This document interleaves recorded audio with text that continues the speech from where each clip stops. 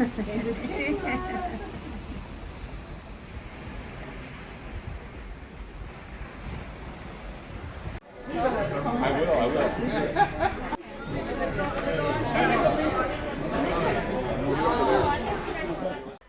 was a beautiful morning when we arrived in Vancouver after 21 days at sea. It was only a matter of minutes and we were through border control, so we had a coffee at Starbucks so that we could use their Wi-Fi, which in fact turned out to be unusable. Jane's niece organised an apartment in North Vancouver for her, and Jane would join us on the Alaska cruise in 2 days' time. Trixie flew back to Auckland. Here I am in Vancouver, North Vancouver, with Sarah and Krisha. Meanwhile, Teresa C. went to Richmond in South Vancouver to stay with her friend Louisa.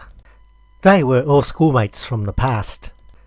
That left Chris and I to escort Victoria to the Canby hostel, where she would meet up with her roommate Teresa S., who was coming into Vancouver from the Rocky Mountains by train. From the Canby hostel, Chris and I walked to the phone box company to buy a couple of SIM cards. As soon as we were online, we ordered an Uber to our accommodation, Sunrise Suites.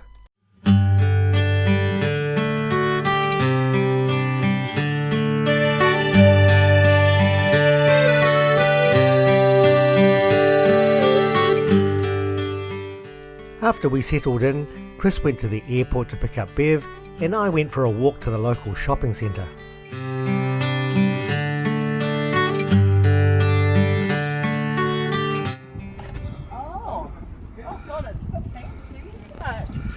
Welcome to Canada, madam. Yeah, you've turned on the weather as yeah, well. and you come all the way from Auckland just to see us. Yeah. Well, how about that? Aren't we privileged? Yeah.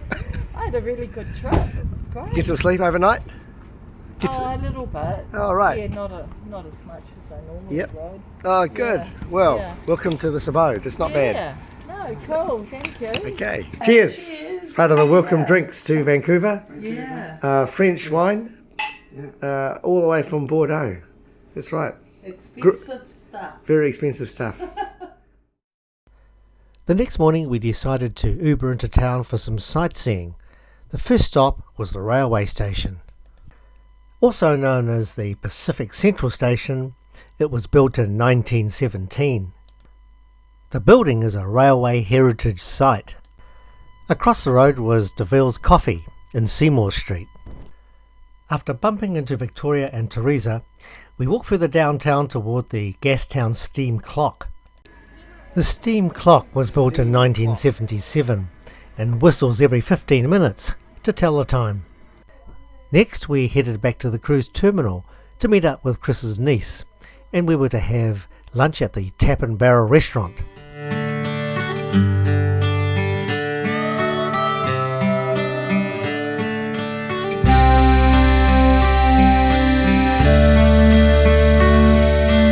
The last time Chris saw his niece Nicole was 20 years ago, and he had never seen her children.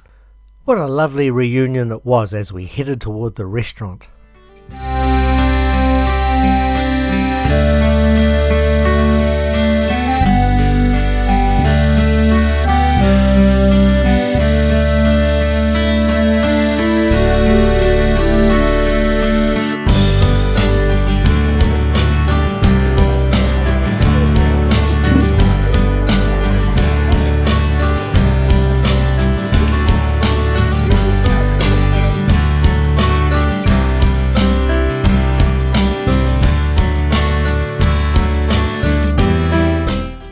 After lunch, we decided to go to Harbour City and go up the Vancouver Lookout Tower.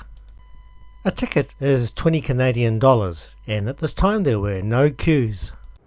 Is this exciting? Is this exciting, Bev?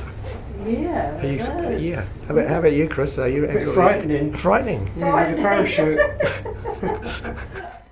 We were just joking, of course. The tower's not really that tall. Oh God, it's still going up. Yeah. Don't go through that door. Why is that?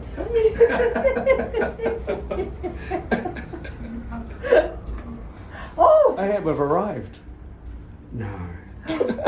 Look at that. I pay $20 for this view, Chris. $20. $20. Canadian dollar.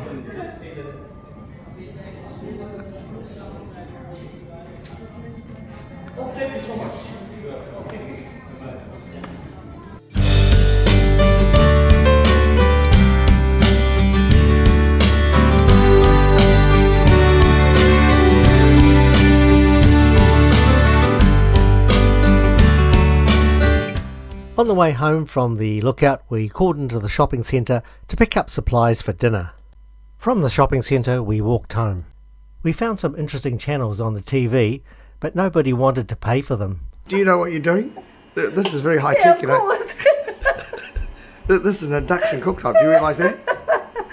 No. Do you know anything about induction? No.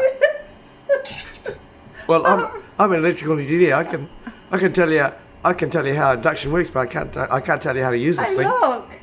Oh yeah. Dinner's cooking. Yeah.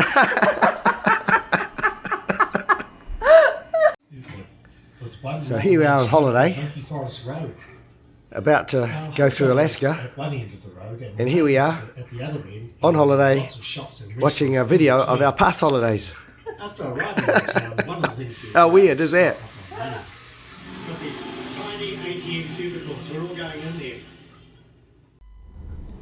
The next day, we decided to tour Chinatown. Same thing as in New Zealand?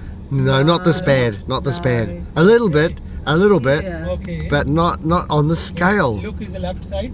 Look Oh, God. is the druggy, all druggy guys. Homeless and Oh, druggy. no, we don't have nothing like This that. one. Nothing like that, no. Oh, God, that's terrible. Chinatown is where the homeless live. It's full of crime such as assaults, robberies, thefts and so on. About 300 a day. It's also full of drug addicts. About one person dies per day here through drug overdose. So touring Chinatown is not for the faint-hearted. And we didn't entertain booking any hotels here. As a gang of four, we felt comfortable and unthreatened. $78. Oh, yeah. 68. Oh, right. Our first port of call was the Chinese Cultural Centre. There's no charge to go in, even if you're not Chinese.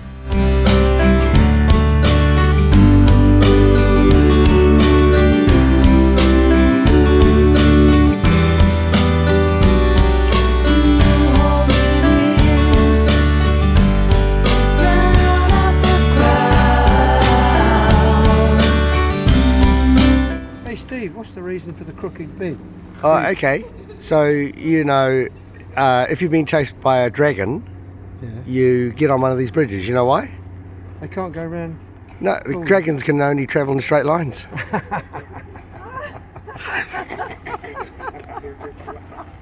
At the exit of the Chinese Cultural Centre is a gift shop. Time for some lunch, and we settled on the Jade Dynasty restaurant. So that's turnip. It's turnip. Yeah. Do you eat turnip? I do, but not like that. Only an Asian would eat it like that. What a lovely time we had in Vancouver. And now it was time to pick up our bags and board the Princess cruise ship, the Sapphire Princess, to commence our cruise north to Alaska.